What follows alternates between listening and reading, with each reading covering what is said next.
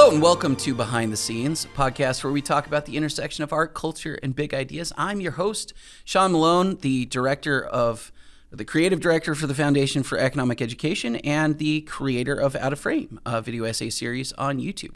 Here in studio today with our newly bald Paul Nelson. New and improved, Paul Nelson, social media manager for Fee, senior marketing manager, and Jen Maffasanti, Director of Communications for the Libertas Institute in Utah. How are you doing, Jen? I am doing well, feeling a little bit of pressure for having to be the one to carry forward the hair game for this podcast. Got to maintain these luscious locks because you two jokers just gave up. Yeah, I think it's the end of an era for Paul, actually. It is, yes. So the time had come. So a long time ago, I've been wanting to do this for a long time. My wife had been keeping me from jumping off the ledge, but the time last week came where it was just time. So obviously, actions were taken, but yeah, I feel drastic action. Yeah, I was done messing around. Yeah, the time for action was here. No, but I think we've discussed this though. Like if the alternative is just getting like a crown, yeah, and then starting to have like. Or you get the U. Yeah. The weird The George U. Costanza. The George Costanza. Mm-hmm. Yeah. Well, I also think of it as like, I mean, look, the hilarious version of this, sorry, George, is like the Doc Brown, right? That you could do that. But like, otherwise it's just like a clown wig. It is. Otherwise, it's just, it's not good. It's not where you want to be. No, it isn't. I mean, this opens us up to some shows, I think. I feel like Two Bald Men, Thursdays this fall, only on CBS. Like, that's a thing. I feel like Kevin James could be doing this in 10 years. Yeah. Kevin James should be doing it now. Yeah, just shave it. Why isn't he doing it now? Well, he's not bald. I know, but he could do that show. That's all I'm saying. Yeah, I'd watch it. I'd love it. I'd watch it. Yeah, anyway, makes sense. You feel like this is permanent? I think so. I experimented with this at the beginning of lockdown last year. I loved it, but it didn't stick. Didn't need it yet. Didn't need to go the full. Yeah. This. So, for me, it's easier. It takes no time for me. No! I am actually a big fan. I don't really understand when I was a kid. Everybody and of course, like your entire life, if you. Because I started shaving my head a decade ago or more. Really, I don't know how old I am anymore. But no, like 14, 15 years ago. Probably started shaving my head when I was probably about like 23 or 24. Probably like 24. Because what I was doing before that was just like shaving it really, really close, or just like kind of buzzing it really close. Man, that doesn't look that great either. It's just peach fuzz at that point, which is kind of weird. But my hair was never very good. But the funny thing is, like growing up, everybody talks all the time about body image stuff for women, but they never really talk about like there are body image pressures for men, and one of those is baldness. I mean, it's probably the biggest one, or one of the biggest ones. Is like the entire time from when I was a kid to like even now is. Are you losing your hair? Oh my God, what's wrong with you? You must do something about this. Buy Rogaine or whatever products people are selling now for, saving your hair plugs, hair Joe Biden special hair club for men. I'm not just Bosley, the president. I'm also a member, there's all kinds of stuff like that. And I just thought like, there are actually quite a lot of advantages. The big disadvantage of being bald is, as you've already kind of discovered, cold and sunburns. Those are the two. It's a little drafty, that's for sure. But now that I don't have to worry about my flow getting messed up. Yeah, you can wear hats. I can wear hats, which I love. Hats are great. Mm-hmm. I know. Yeah. Not really into hats. Sorry. Yeah, I get it, but you don't have to be. Yeah. You've got hair. No, I got hair. I got a lot of hair. And genetically, you're probably not in that much danger of losing your hair like soon. I think you're going to be in okay shape. I take precautions to make sure that I don't lose my hair before I'm supposed to. So someday when you're 87 years old, you can start wearing hats. So There you go. But yeah, actually, I think it's good, man. Yeah. It was funny because we came into the studio to film something for Hannah Cox's new show we're working on. Oh yeah, This was too funny. But I'm sitting. We had a couch set up, and she walks in and she comes over and introduces herself to me. Literally, she was like, "There's a lot of new faces in here today." She's like, "Hey, oh my God, it's Paul." Oh my goodness. Yeah, it's pretty funny. So today, what were you And gonna that's say, why Jess? nobody knows Clark Kent is Superman. That Exactly. it's true. Honestly, I think people actually underestimate that piece. They're like, "Oh, nobody could ever." I'm like, if you change just the a little bit, slightest yep. thing and change your bearing, your posture, and your attitude a little bit, oh man, people are so easily duped by that kind of thing. But anyway, we're later on the show. I actually want to talk about YouTube because there's some big changes with YouTube that I want to discuss first. But we are going to get into, as you've probably seen from the thumbnail and title of this episode, we're going to be talking about Marvel's newest film, The Eternals, which, lowest reviewed film that Marvel's done so far. And I feel like, spoiler alert, we're probably going to be in line with many of those reviews. But before we get into that, I want to talk about YouTube removing the ability for users, for YouTube viewers, to see the dislike count, specifically, not the like count. The number on the likes will still be available, but the number on dislikes will no longer be available on YouTube. And, I saw that this had gotten announced yesterday, which probably when we're recording this versus when you guys see this, probably be about a week. This probably be about a week old news at this point. But then I went to Twitter and I started looking at like reactions to the YouTube thing on Twitter, and ironically, almost universally negative. Nobody liked this move. A lot of dislikes on this.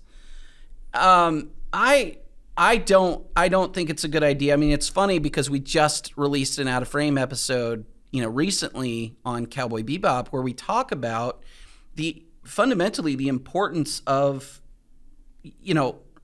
negative feedback. I mean, generally, I'd like to say the importance of accurate feedback, right? Both good and bad.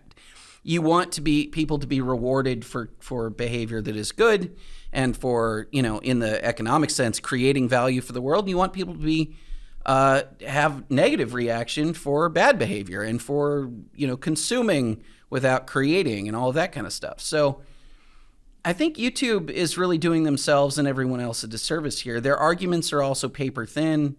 If you look at Twitter, you can just scroll through people, I think, correctly identifying that this is more of a move to defend large corporate accounts than it is. Of course, their messaging strategy here is all about the small creators and what they call review bombing. Part of the reason why I wanted to talk about this anyway is because I had gotten in a conversation with somebody about the Eternals where they said, oh, it's just the negative reviews are just review bombing. It's just people, just haters going in and saying that they don't like the movie even though they haven't even seen the movie. Well, first of all, you're not even supposed to be able to do that on Rotten Tomatoes, for example. That was a big deal after Captain Marvel came out. They said a bunch of people had reviewed the movie without having verified that they've seen it. Now, by the way, to keep in mind with this, they never verified that people didn't see it. They just didn't have an option previously to confirm that you did or did not see a movie. So it may very well have been the case that the majority of the negative reviews from Captain Marvel had been from people who saw it as well. And prior to the movie even coming out, I mean, you just say, this is an open forum and people are just expressing their opinions about what a movie is going to be or not going to be. But I think you see this a lot lately where there's this sense that the only time there's negative criticism of something on YouTube is because there's some brigade of trolls coming in and saying it's bad. I mean, this was the argument that Paul Feig made in, once he saw the reaction to the Ghostbusters 2016 trailer, which got, horribly ratioed and is one of the worst viewed videos of all time. But there's also things like YouTube Rewind and, Susan Wojcicki's videos on YouTube where she goes in and tries to explain policy and stuff, and they get panned widely. But I think you should be really careful in thinking that people's displeasure with those things is fake, because I'm not really sure it is. And I think you'd actually have to prove that it's fake, and you'd have to actually do some work to tell me that it's, like, you can't just say like negative reactions just shouldn't be seen by anybody. I think this does a pretty big disservice to honest feedback on YouTube. And I think who it's going to hurt the most, or rather who the negative reviews typically hurt the most, are these big corporate sort of accounts. YouTube's account being, pretty major among that, but also CNN and MSNBC and Fox and, some of the major studios, Disney, Marvel. I mean, when you look at what people say about a movie like The Eternals, for example, it's not great. And this feels a lot like a move where YouTube is trying to avoid news stories and negative press about, The Eternals trailer, worst reviewed movie of all time, that kind of thing, right? So I don't know. What are your guys' thoughts on this? I don't know if you've had much time to really think about it. It sort of just came out, but my initial reaction is just a long string of decisions that YouTube has made that's at some point it's going to catch up to them. Yeah. And I know there's a big feeling around politics and society today that these tech companies like Facebook, like YouTube, like Twitter are entrenched and will never go away, which is just not historically accurate. And there's never going to be a time if the market is truly free, that's going to ever be truly the case. Yeah. I was just listening to a podcast on the way in here about the history of 20th Century Fox and their rise and eventual fall from being a small upstart studio to being the biggest studio in Hollywood to being bought out by Disney just a short 20, 30 years later after being the biggest studio going. Yeah. And that's not uncommon. That's just how business works. And the reason why I bring this all up is because when you stop serving your actual customer what they want and the products that they want, then you're going to end up being left behind. I mean, we see this all the time. I see it with Sears, all the Kmart. I mean, it's just the list goes on and on and on. And these companies are not immune to those. And if you think about like the short time that they've been, FANG is what Facebook, Apple, Netflix, Google. Oh, is that? I think that's. I can't remember. Microsoft is maybe in there too. These companies have not been around all that long. No. Apple and Microsoft are the old people on the block, but they are, and Apple's reinvented itself a couple times in the last over and over again, years, and they're going to have to do it again in the next few years too, because they see the writing on the wall. But they do have built-in advantages. But again, I just caution people to react quickly with government intervention. Yeah. Yeah. And that's my biggest, like, YouTube, do away with the dislike button, but you're gonna irritate the people that pay the bills, and at some point that's going to catch up with them. It's not going to be anytime soon because they obviously have a lot of money, but they have a lot of leeway to make these kind of changes. But at some point it's going to happen, and the only reason it won't happen is if government gets involved. Yeah, I definitely agree with that. I think, and also, I mean, you can see it. As I said, like, I kind of pulled up Twitter while you were talking, and like, it's near universal dislike of this decision. Like, there are a handful of people who seem to believe the stated reasoning, which is to prevent harassment and whatnot, but the vast majority of people do not. I mean, like, you look through here and people are saying, wow, another horrible feature added from YouTube. If dislikes impact the search algorithm behind the scenes, won't the attack still prove to be effective? So, like, not only challenging, like, the idea of the thing, also, like, a lot of people talking about how this is, can you guys stop making changes to your platform in favor of corporations, please? Which I think is a legitimate concern, because I think that if you really look at where the big ratioed videos are coming from, it's the ones where people feel like they're having sort of propaganda forced down their throats, and where they feel like their YouTube is catering to the big mainstream media networks and film studios and all that kind of stuff. And they do. They give tremendous preference to, and they euphemize it. They call it authoritative sources, but their authoritative sources are like CNN, which is not particularly authoritative if you actually look at their track record, you know? No. And this is also just a really terrible time of the year for YouTube to be doing something like this from a strategic standpoint. I know a lot of companies and organizations are dealing with their strategic planning for the next year or even longer. Mm-hmm. I am. Yep. And like I'm thinking really, really hard about our video strategy. And is YouTube and Facebook at all worth my time and effort for video hosting? And the answer is leaning really strongly towards no, they're really not right now, just because of the way that they treat smaller content creators in favor of authoritative voices. So mainstream sources. Yeah. Well, and they're acting like they're acting like you as a potential smaller creator, that you're the big risks to your ability to thrive on the platform are some nefarious mob of random internet denizens like dislike bombing you for some reason. Like, are you even remotely worried about that? Like, no, I am not. I am not big enough and significant enough to warrant a review bombing. No one, and I'll never get that big if my content continues to be throttled and punished by the algorithm because of wrongthink by me and my organizations. It's just such a bizarre claim to me, because I look at like the things that I've ever seen that have gotten sort of dislike bombed.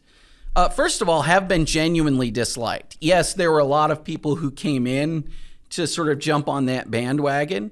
But I'm thinking about things like when Brie Larson announced and then launched her YouTube channel, right? With full support of YouTube, by the way. Like, they brought her in, they, paid her to make the channel, like they had her, featured everywhere, and so part of the reason that she got so much hatred and dislike, apart from the fact that quite a lot of people dislike her already, is because they felt like, and I think not incorrectly, they felt like YouTube, which was a platform that was really built by small organic creators rising up from the bottom, was now putting their fingers on the scales saying, no, we want you to watch Brie Larson's channel instead.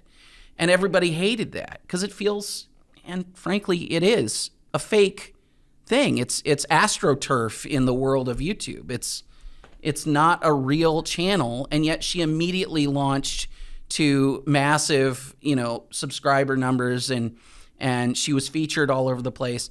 And so, I don't know, her channel now, I mean, I haven't looked in a while. I can look it up, but like her channel now, which by the way, she quit making videos on. But her channel had like, I don't know, actually, this is hilarious. I was going to say her channel had like 400,000 subscribers in the matter of a couple days because YouTube pushed it so heavily. And because, of course, she has, other social platforms and PR people and whatever. Today, it still only has 656,000 subscribers, which for a celebrity who's been in, MCU movies and everything else, like, is kind of terrible. But like for how much that was pushed up. But she's, 4 months ago, I think, was her last upload. And basically she was like, I'm kind of done doing this. Surprise.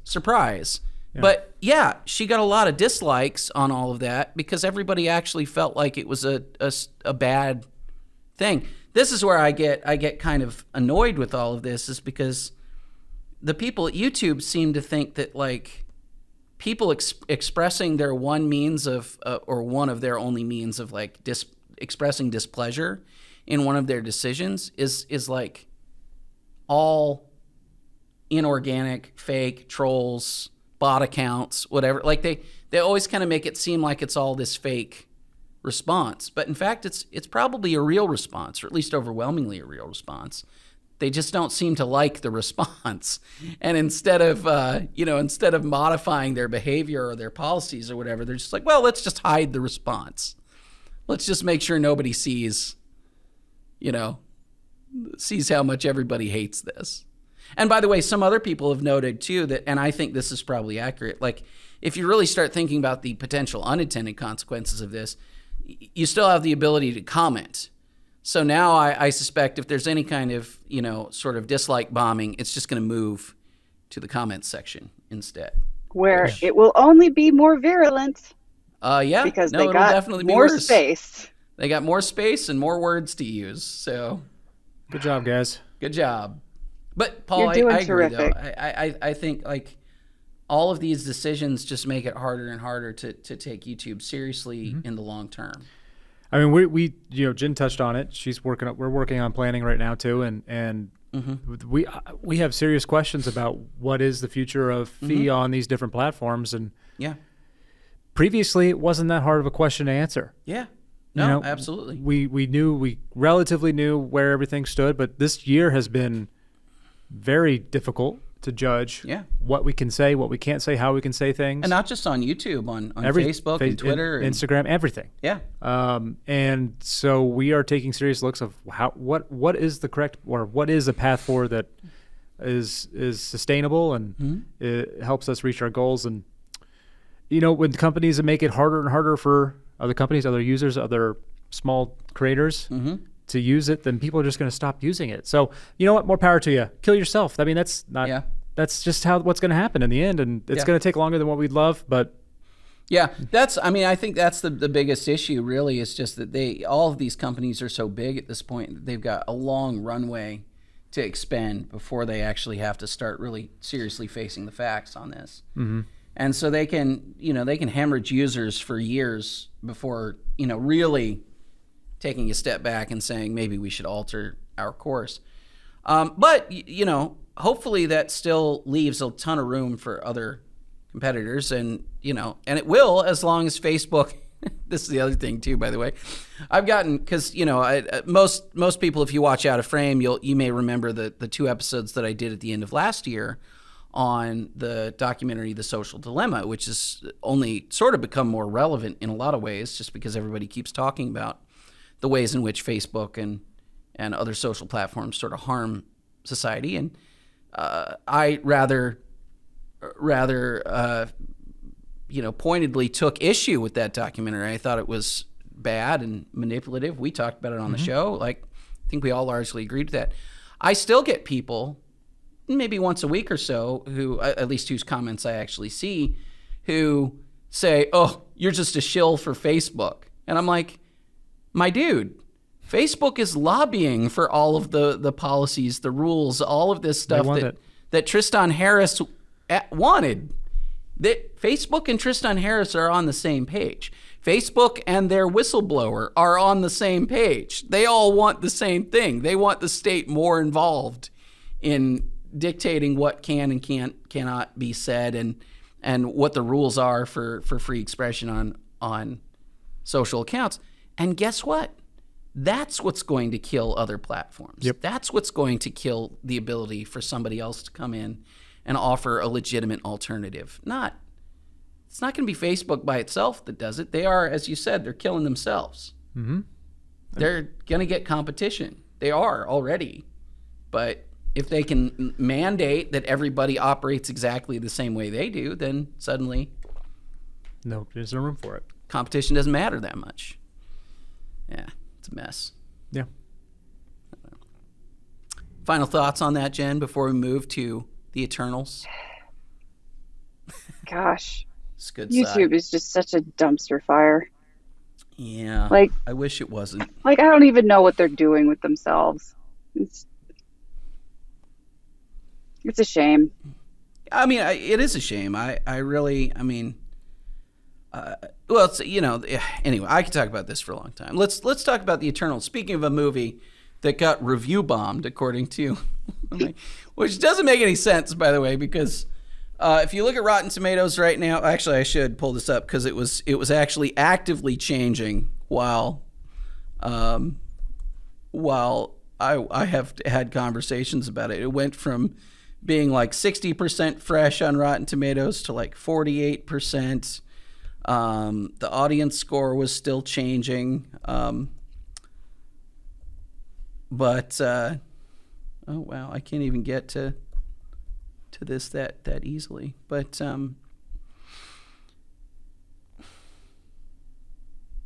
why is this? I don't know. That's very weird. Anyway, the movie is the worst reviewed, with 47% fresh on Rotten Tomatoes, worst reviewed Marvel movie of all time. Still an 80% positive audience score, which that sort of gets back to the idea that it's like mobs of trolls review bombing this one. I'm like, if it's mobs of trolls, then the critics score would still be pretty high, because the critics pretty inclined to like a movie like this, and they didn't, and so that's kind of interesting. But here we are. I guess I will start this section by just saying how the mighty have fallen to some extent. I mean, what's the last MCU property that we've talked about that we've been truly excited about? We haven't on the show. I mean, we may never have, because we started doing this after Endgame, didn't we? Yeah. Yeah. Well, all right. Let's get into it. Let's talk about the Eternals.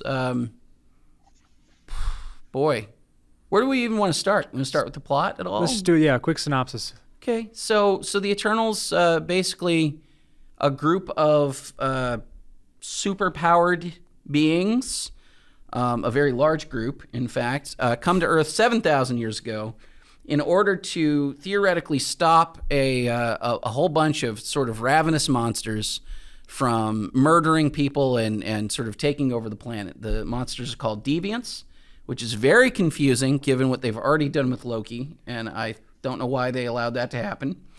But, well, it's probably going to tie in. It may tie in, indeed. But in any case, they're deviant monsters.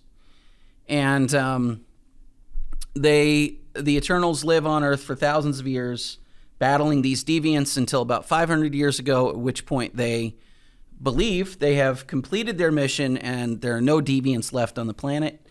And then they just kind of wait around for a little while, trying to see if somebody, if they're sent here by a celestial Ereshkigal, and they're waiting around for the word that they can come home, basically.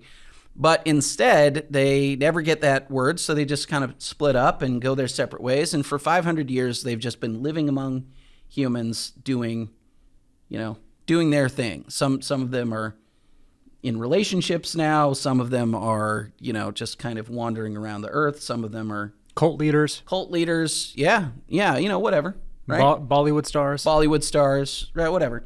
So anyway, a deviant attacks one of the Eternals, and they have to get the band back together and fight these deviants again. That's basically it. And obviously, there's some twists and some things that we will talk about when we get into spoilers, because there's kind of a big twist that I don't want to reveal until we've talked about it for a minute. But we will get into the spoilers probably in about 10 minutes. So yeah, let's just get to there. But Paul, what did you think of the Eternals?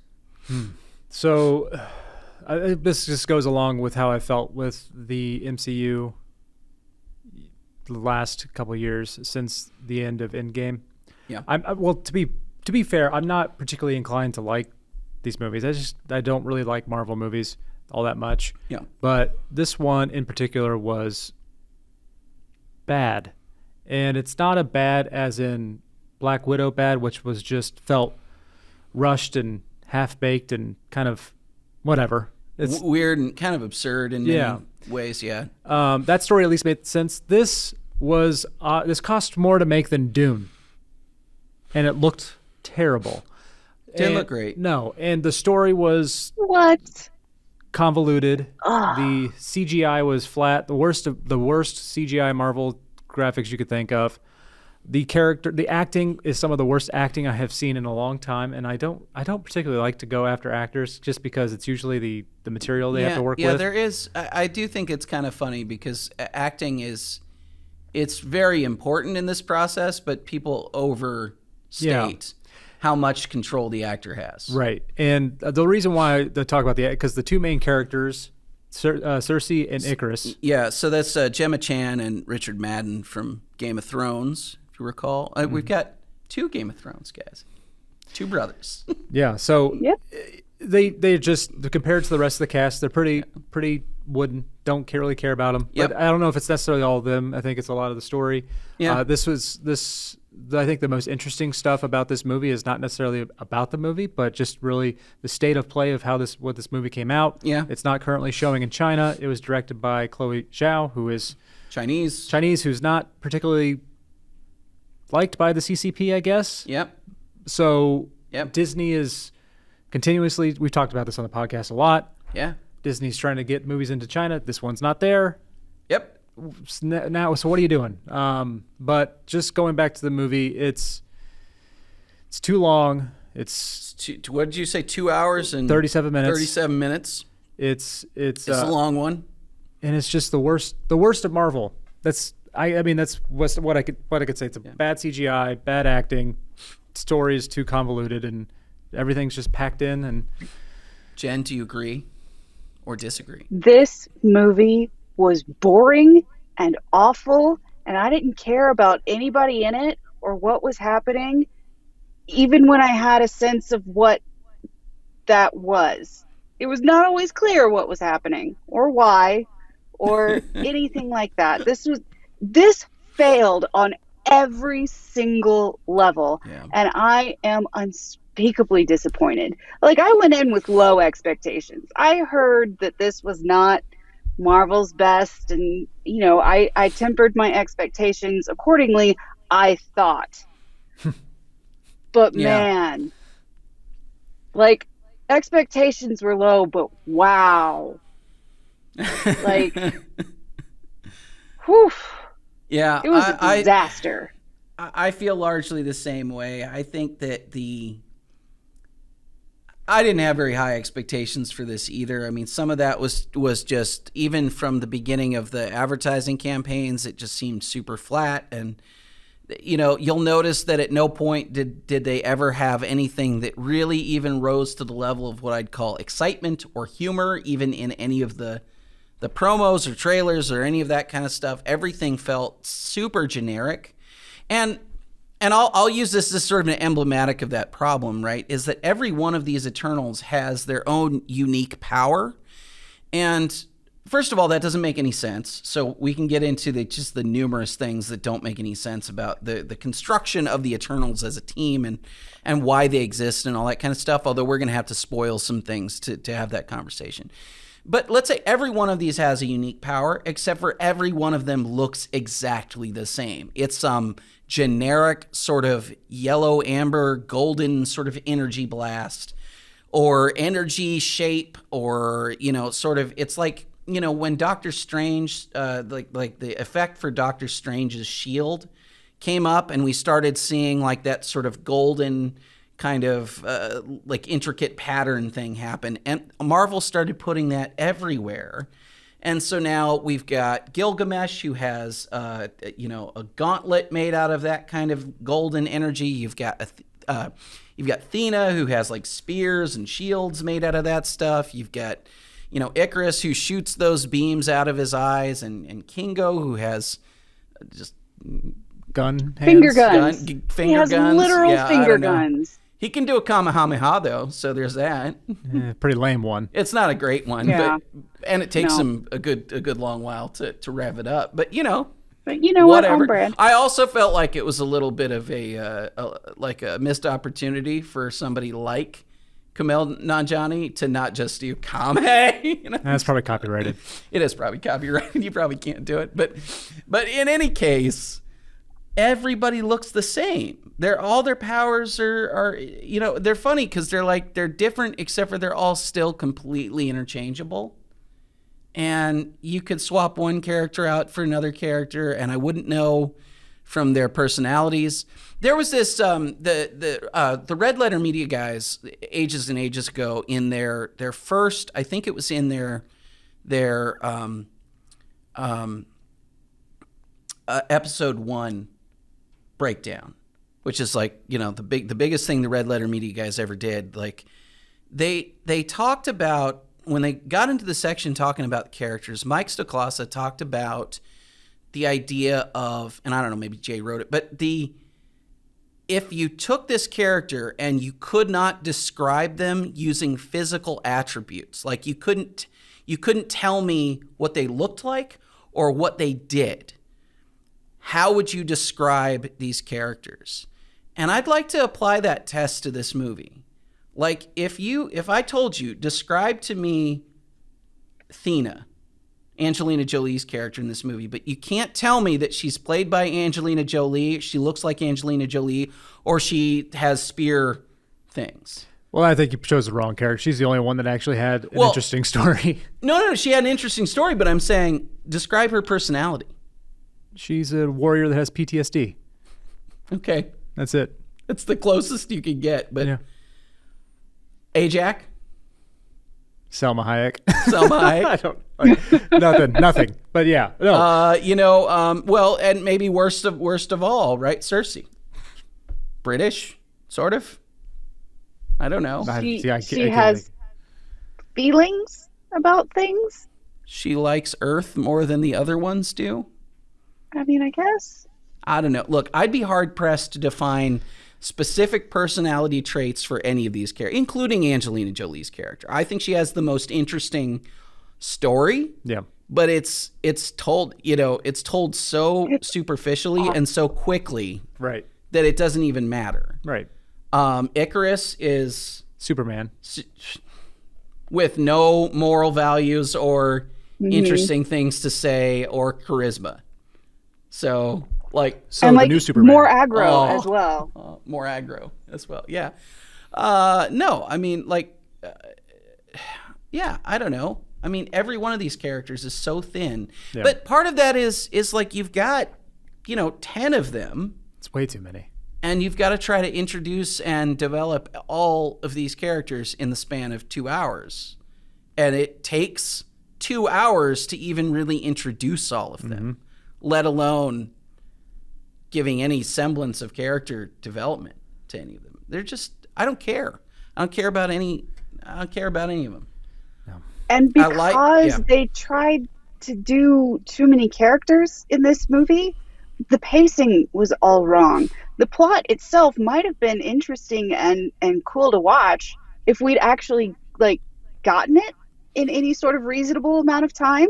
But because they had to take all those breaks to do all that character development, which weren't effective because there were too many characters, nothing worked. No. So let's get into spoilers, because I don't think there's any way to talk about some of these things without really kind of just letting it go on that front. So there's two things I want to talk about. One is the lead deviant that they end up fighting has this ability somehow. I don't even know how he got this ability, but somehow it has the ability to extract the powers and I guess even the intelligence of the Eternals that he kills. So he ends up killing Ajax, although he didn't kill Ajax. That actually, well, I guess he did. I guess he did actually. It's sort of properly kill Ajax, but kills Ajax, takes Ajax powers, which are healing abilities. Which, all right.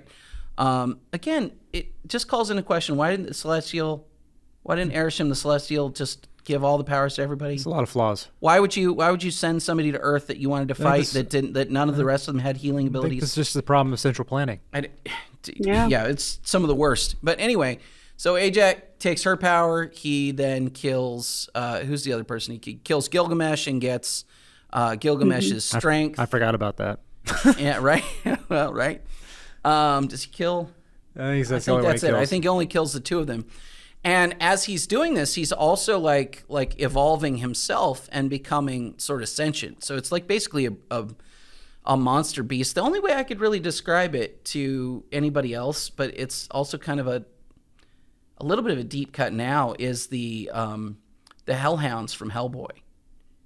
I don't know if anybody remembers Hellboy. I mean, like you guys might not, but not everybody's seen that movie. Yeah. So at the beginning of Hellboy, he fights a devil hound creature that has this. I mean, it's a Guillermo del Toro monster, so it's dog-like, but it's sinewy and weird, and it kind of looks like these deviants. But because it's Guillermo, he actually Does it right? he built the puppets and stuff. And Yeah. did the thing. But well, those ones are. I will say those Hellhounds are a little bit like dude in a suit, like being a dog. But in any case, he becomes sentient. That's like a super interesting thread that they could have pulled on for this movie. I feel like the idea that this deviant like wasn't actually just a mindless brute, or didn't have to be just a mindless brute, and in fact had a reason for doing what he was doing, and sort of developing the fact that the villains of this movie might have actually had some motivation beyond just like mindless brutality and just death and destruction. So they could have pulled on that thread, and then they don't. They just literally cut it in half. Cut it in half, and he dies before really even doing anything interesting. And then the other thing I want to talk about is just the nature of the Eternals themselves, because they are created by this Celestial specifically for the purpose of fighting these deviants, who the Celestial also created. So the Celestial created the deviants, and then Erisham created the deviants, and then lost control of them somehow, and then had to create these other entities, the Eternals, to go battle the deviants. At least that's the claim. And the reason for this is because the Celestial is trying to basically cultivate the sentient population of Earth, so humans, in order to reach some kind of critical mass where a baby Celestial, like a seed of a baby Celestial, can harvest all of their sort of sentient existence and then break through the core of the planet and become a new, baby Celestial, universe-creating, galaxy-manipulating entity around the universe. So it's kind of interesting, or it could be kind of interesting. It is global stakes, but none of the things that he does actually make sense. So, again, why wouldn't you give the Eternals all the powers? Why would the Eternals not understand the mission from the beginning? Because he wipes their memory between each instance of planetary destruction, which doesn't make any sense. I don't know why, if you were to create something for the purpose of raising, you're basically raising livestock at this point. You're basically saying this is Earth. I need planets like Earth, and I need to create these beings, but they are so beneath you in terms of power and longevity and everything else. I don't know why an Eternal would even care. I don't know why he would even allow them the ability to care, because he created them. So it doesn't make any sense. The only thing that they really should care about is the bigger picture of, on these grand, millennia-long time scales. I think he said 1 billion years. Once a billion years, we create another Celestial, which is okay. Why would anybody involved in any of this process care at all about humanity, or even have the ability to? It just doesn't make any sense. So there are just so many things about it. Also, why does the Celestial have power to pull Cersei directly into space, which he does at one point, but not just pull all of the deviants off the planet? I don't know. Just none of it makes any sense. No. But no. So yeah, that stuff. Marvel being Marvel, they have a lot of stuff like this. I think. I don't really like I said earlier, I don't really particularly like their movies, but I think what a lot of people are talking about is just all of the historical stuff, the mind control stuff with Druig. Oh yeah, it's okay. That's another thing. They're not supposed to interfere with human development, except for Festus. All of them. They all do it, but Festus gives them tons of technology. In fact, he's probably the major reason for technological development on the planet, which I always hate. And then Druig, who has mind control powers, literally has, controls the minds of a whole population of Spaniards and Aztecs to stop them from battling each other and having a war. And then he goes off and starts a 500-year cult, basically. As one does. In the middle of the rainforest, apparently. So Yeah, I mean, no consequences. The for morality is suspect. It's ever changing. Mm-hmm. On one hand, I'm like, okay, I see where you're coming from. This is part of the bigger plan, Yeah. but you're saying you don't want to kill people that don't have a choice. Okay, that's fine. But then go and do actions that are complete opposite of what you just said, and it happens constantly in the movie. And I never feel like, what do I actually need to care about? Well, and the other thing too is I don't really have any reason to believe that. I don't know why Cersei cares, other than it's just established from like minute one that she cares about people, or that she just likes the planet for some reason. Like, so, oh, isn't this a pretty planet? Oh, okay. I don't know. But again, this gets back to like, why as a Celestial would you bother? Why would you wipe their memories at all? It would actually help you tremendously in your mission if your immortal beings knew your plans and understood exactly how they worked and were able to get better and better at it over time, and really like be your guard on different planets and stuff like that. Like, it just, I don't get it. There's another interesting thing I wanted to talk about a little bit. To me, it's interesting, which is the idea of anthropomorphizing big, effectively natural disasters, like the destruction of a planet, for example. We're saying, like, if this is a natural process, if it's like a process where, like, you know, every billion years a planet explodes because other planets need to be formed out of its remnants or whatever, which is essentially what they're saying. Like, I'll use the energy from this birth of this new celestial to spark other galaxies and other planets and whatever. Then it's sort of a cycle of life thing. It's not really except for it's not, because it's actually like a sentient being who's, you know, now a bad guy, right? But in stopping it, you're stopping the, you know, just the cycle of life in the entire universe. So I'm kind of curious about your guys' thoughts about that, because I think we would have a completely different perspective if somebody just said, well, you know, after 1 billion years, the sun dies, and, well, you know, or 20 billion years or something, but whatever, it doesn't matter. Like, the sun will eventually decay, and eventually Earth will become cold, and if humanity is not off-world by that point, then we're going to have problems, you know? But you can't make that into a moral crusade. It's the same problem of people making, talking about, like, well, if not for capitalism, I wouldn't have to work. I would just live and what's it, one? There's like a meme from a guy who said that we would just like go off and live in the ocean, just floating around, enjoying our lives, if not for the evils of capitalism that force him to have a job instead. It's like, well, no. The thing that forces you to work is the fact that you have to eat, and to eat, you got to produce stuff, and you got to have shelter, and to have shelter, you got to produce stuff, and you know, like, you actually got to work. Like, if you want to sustain your life, like, that's the thing. But it's not a moral problem, right? Like, it's not a moral problem that you have to work. How you resolve the question of sustaining yourself is a moral problem. But the fact that you have to have a moral problem is not something, or the fact that you have to have, you know, sustenance is not a thing where I would say, like, oh, that's immoral. It's immoral that I have to eat to survive. That's a weird thing to say. So I kind of feel that way a little bit with the Celestials, because you're kind of saying, like, well, this guy's a bad guy, but in reality, it's just kind of like a big force of nature. Mm-hmm. So I don't know I don't know. Again, this is the kind of thing that you could explore in a movie like this that just doesn't get any attention at all. I don't know, you know. It's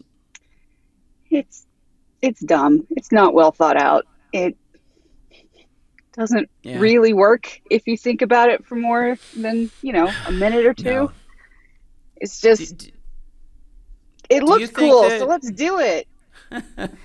It didn't even look that cool. No. Do you think that this spells sort of bigger problems for Marvel? Like, do you think that this, I mean, we've come off of a couple Disney Plus shows that we've been either disliked or felt pretty Meh. about. There's Black Widow, which was not very good.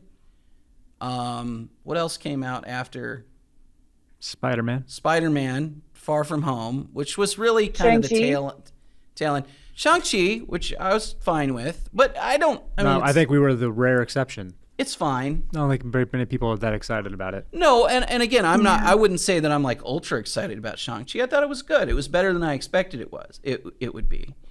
But it was fine. Yeah. Like, if it didn't exist, I wouldn't be fine. Or if it existed by itself and all the other things, I would be like, okay. Yeah. Maybe we can go somewhere. They're getting into the next movie out, I think, is another Spider-Man movie. Mm-hmm. Then I think it's Doctor Strange at some point next year. Yeah. There's another Thor coming up. Yeah, they're working on Thor: Love and Thunder, although that's been delayed a ton, so I'm not really sure what they're doing with that. Another Guardians of the Galaxy. Right? Which just started shooting, I believe. Yeah. No, I mean, I find myself increasingly, it's just hard for me to care. These movies have progressively gotten worse. Yeah. The ideas that this franchise started with feel like a lifetime ago, and obviously things need to evolve and change, but yeah. I think what's turned me off the most this year about Marvel properties is just this really weird morality. Yeah. Starting with WandaVision and being okay with slavery Mm-hmm. to this movie just kind of not knowing what is right and wrong. Also sort of okay with slavery. Yeah. No, very much okay with. But it was just Icarus that was okay with it, so it's fine. Right. But so I think this kind of goes back to our point with the tech companies, is that Marvel and Disney are going to overproduce themselves, because I think this is the problem, is they are overproducing these movies, and they're going to overproduce themselves into irrelevancy. And thankfully with creative stuff outside of technology, it happens a lot quicker. Yeah. Because there's instant feedback, and you can't take away a dislike button on a movie. No. So because the actual dislike button is cash. Right. That's a pretty good market signal. So yeah.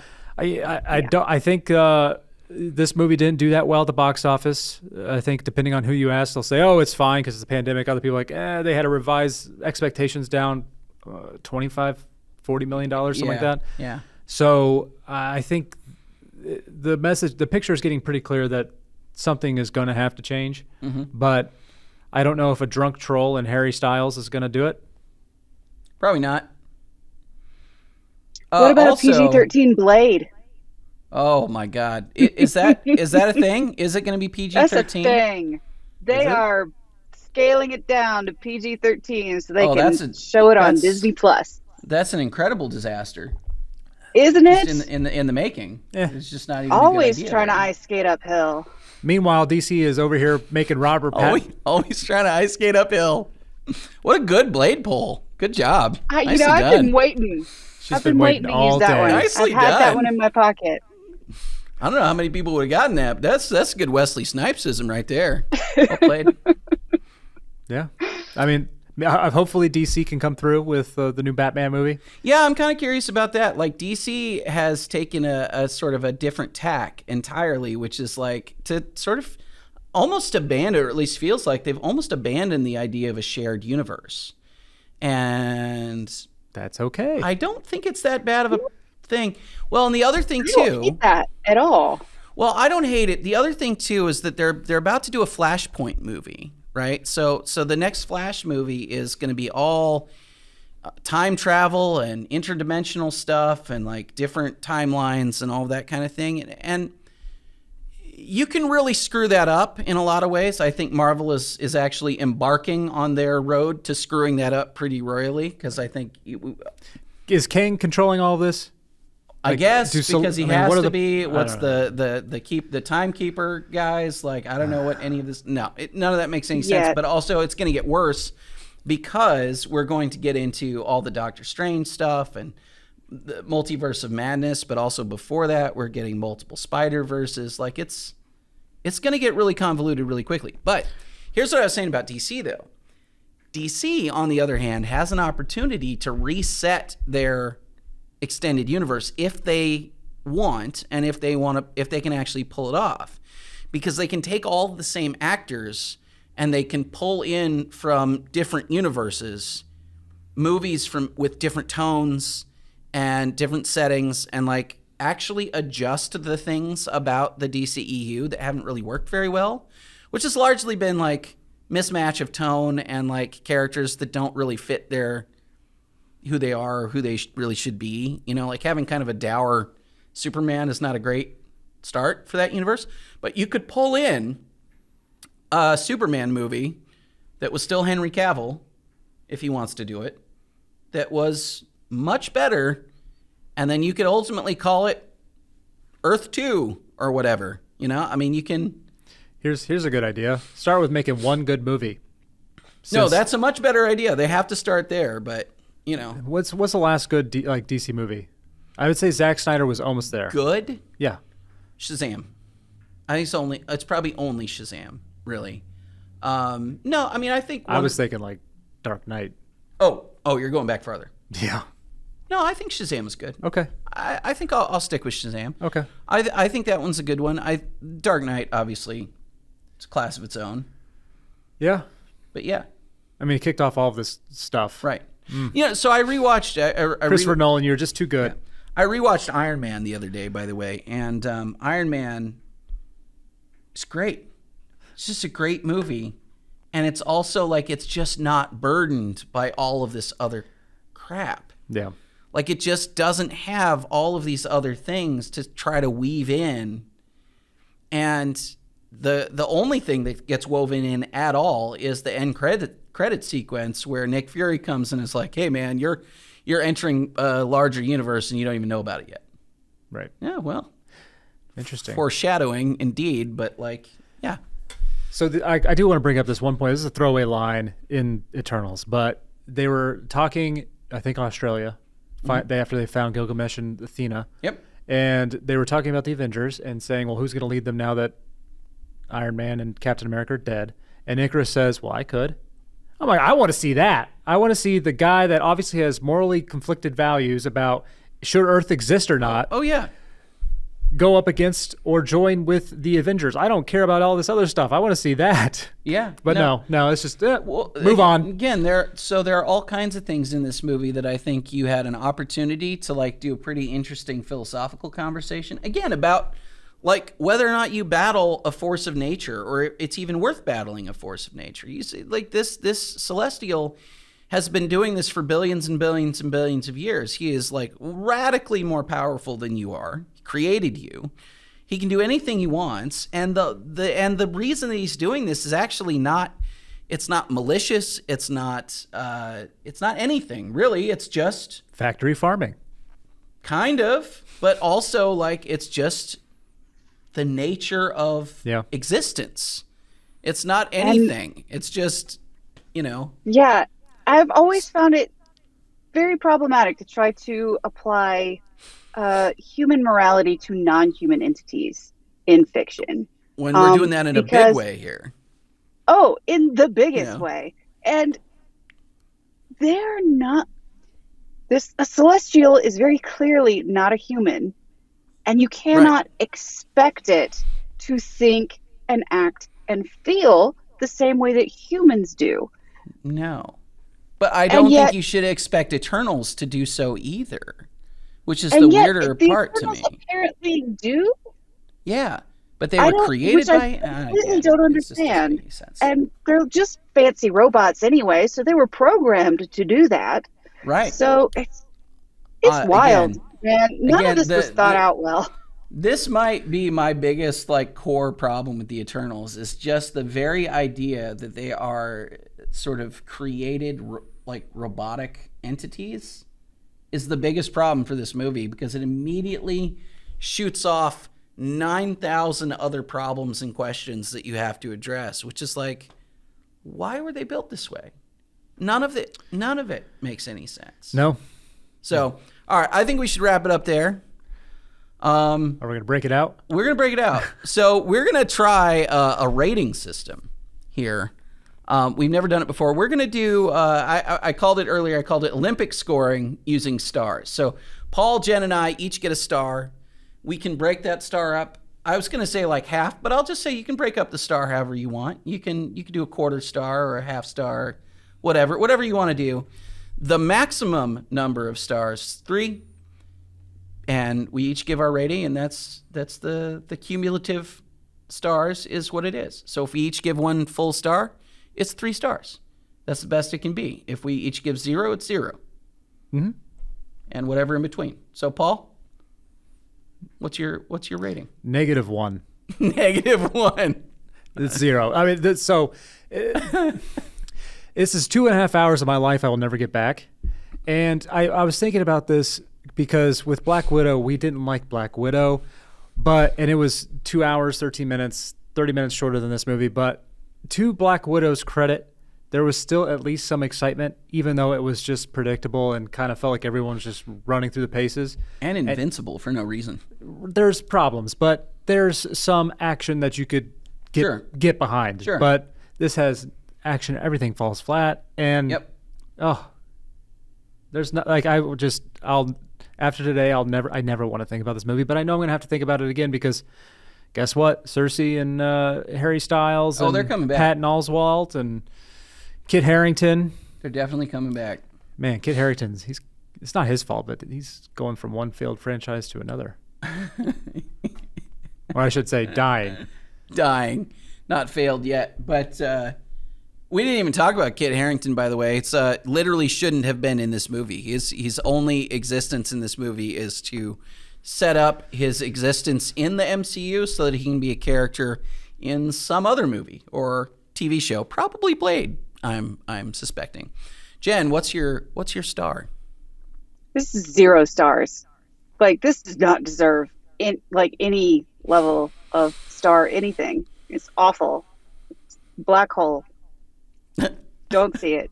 It's black hole. I actually like that.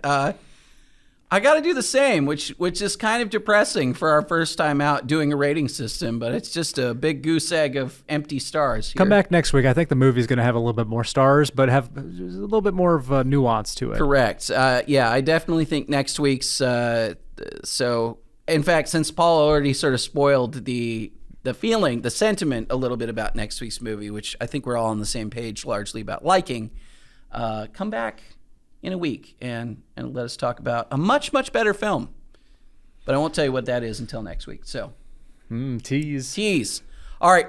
Thank you, everybody, so much for watching and listening to this podcast. If you love what we do, make sure that you're supporting us on YouTube, which again, YouTube. Also Odyssey. Let me say I haven't given this shout out for a while. We're also on Odyssey. If you want to find Out of Frame and you don't want to watch it on YouTube, Odyssey is also a great place to go.